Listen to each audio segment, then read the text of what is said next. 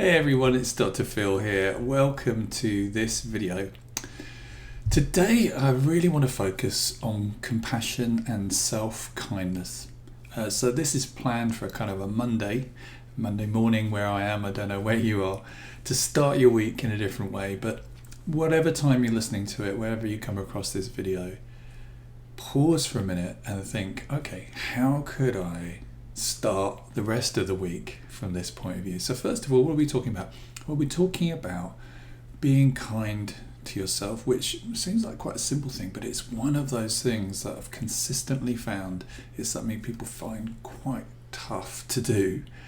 And we have this phrase which I often repeat, but it's a really important one, which is, if you treated your friends like you treat yourself, would you have any? So if you said some of the things that you say to yourself out loud to other people, how would they respond?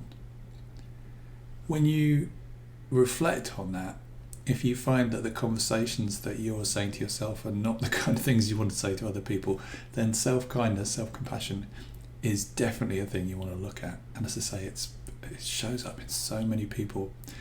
And some people are nice to themselves in certain contexts and not so nice in other contexts. So check in with yourself and find out, are you being nice to yourself at home, at work, around performance, around goal setting, around healthy habits, eating, exercises and so on?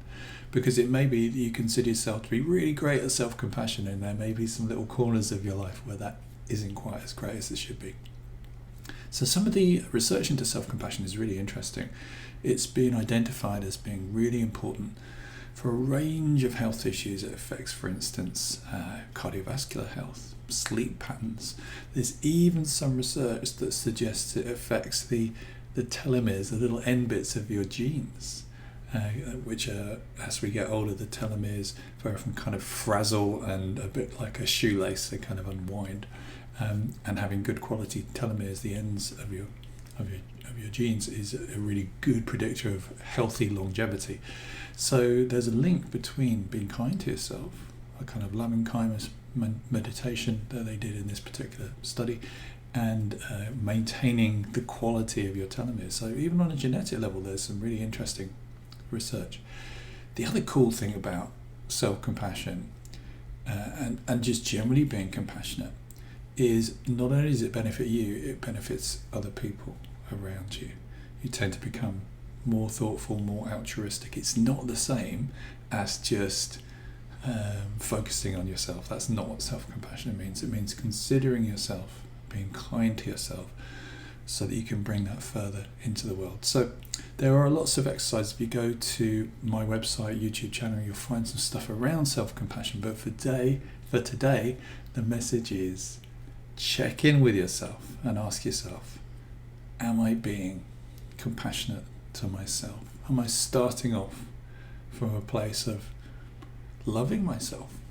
My friend Robert Holden, who's written a book called Lovability, says when he was at school, the worst thing you could say to anybody was, you really love yourself, don't you? That was like the worst thing that anyone could ever say. But actually, we really should love ourselves. Not to the detriment of other people, but we should be kind. We should be have a positive self-regard for ourselves. It's so important. So check in with yourself over the next 7 days. Are you being kind to yourself? And whenever you aren't, just pause for a minute and bring yourself back to bringing kindness to yourself, to being kind to yourself as a starting point. I hope you found this a useful little journey into self-compassion, and I will see you on the next one.